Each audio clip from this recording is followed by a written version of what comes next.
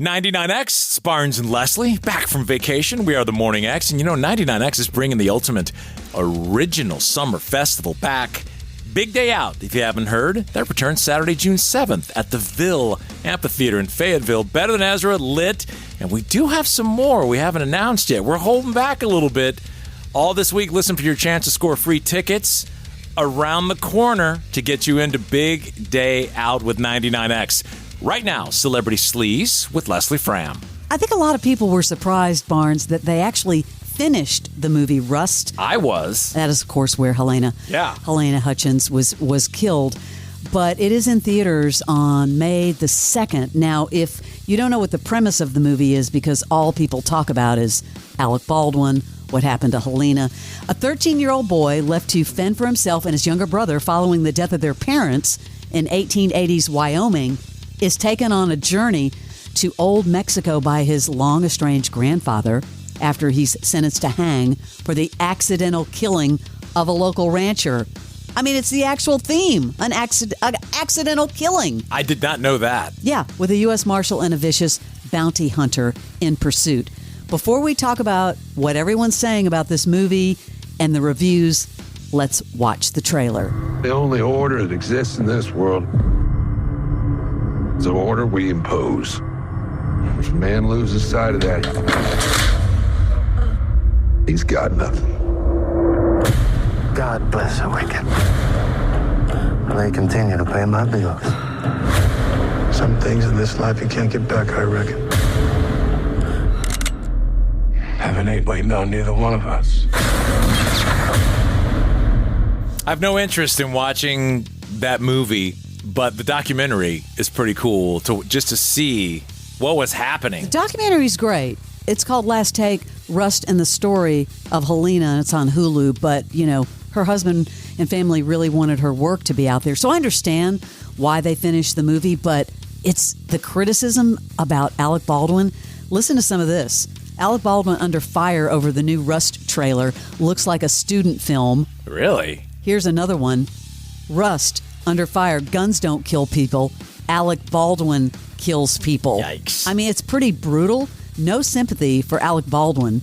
Many called out the quality of the video kind of low, but people are saying that they're happy because they finished it for the family and for Helena's husband and family. Yeah. I don't know, but Alec has been so brutally criticized, but I guess on Instagram he was talking about he wants everyone to get ready for his new book, and he goes, go blank yourself. It's about cancel culture. He doesn't care what people think about him or his wife or his kids. Nobody cares about your criticism. When I read people with upright things, I don't care. I couldn't give a what people in the public think about my wife and my kids and all this nonsense about fake pregnancies and all these nut jobs out there. And, just it's insane. Taking down my wife is something that people have done to punish me. They're like, oh, well, because there's nothing you can say about me that hasn't already been said.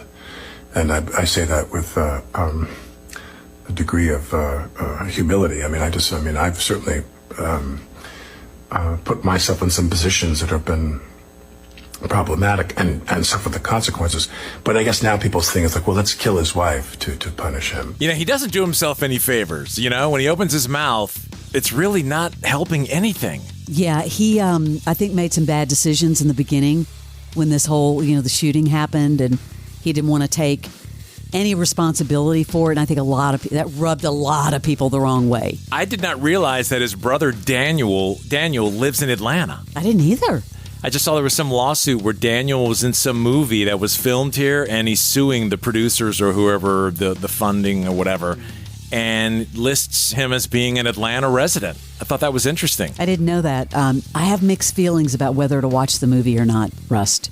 No, I have no interest. I don't think anybody will go see the movie except people maybe that were involved with it.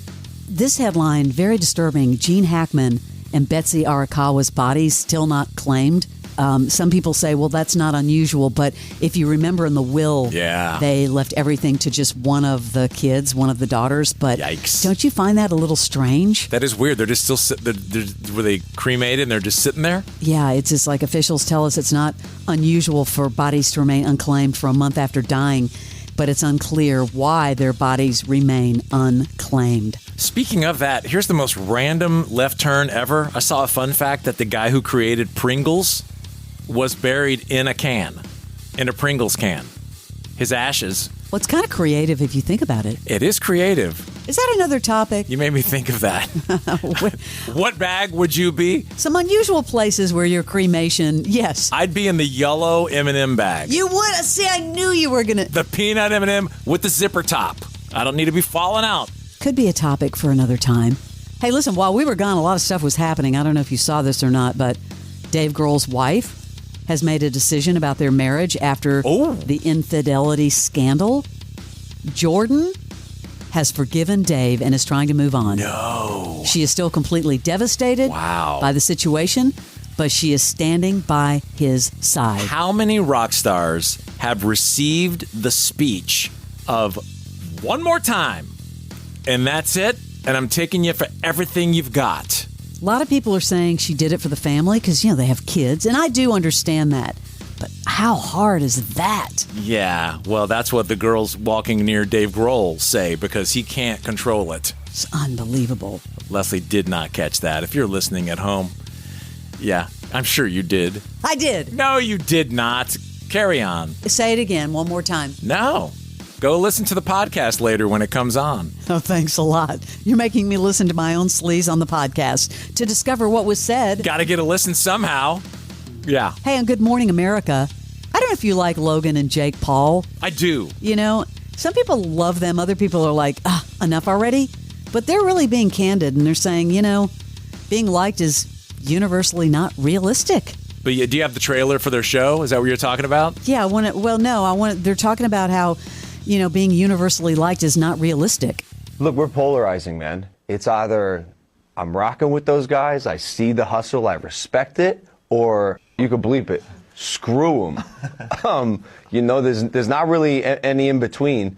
Plus, you want someone to have an opinion on you. If they don't, then that's when you're losing. Do you care to be liked? I really don't care. I'm just so detached from it. Attention is the currency. Being universally liked is not realistic. It's just not. I think we both gave up the idea of seeking validation and approval from millions of strangers a long time ago. Their show dropped early, Paul American. It came out on Max earlier, and I watched the first episode. Early, not earlier. And while I like them, and I think they're brilliant, it's just the same old. I'm not going to watch any more of it. You didn't learn anything new. It's just them grandstanding, really. It almost seems like it should just be clips on TikTok or something, but that's what it seems like. I feel like they were at least being honest there, so I kind of appreciated that. They're brilliant dudes. You can't take that from them. These guys have racked up a fortune. Yes. From the early days of Vine and YouTube. They did it. See that crazy story where they lost their watches on a flight? And I was looking up the watches, that one was worth $500,000. That one was worth $700,000. Yeah, whatever. I don't believe anything they do, I think, is a bit. Good point. That is your celebrity sleaze. Jim Rome takes on sports. I've been doing this show for decades and decades and decades. With rapid fire takes. Learn how to stop it, learn how to run it, or at least make a good argument. I don't even like to play. I've never fought so hard to defend something I don't like. Scorching debates. You can beef about anything you want. Why are you pushing me? He's the spitfire of sports smack. Just so you all know, this is no one-off. This is what we're going to get every single day. Let's go, Jim! Let's go! The Jim Rome Show podcast. Follow and listen on your favorite platform.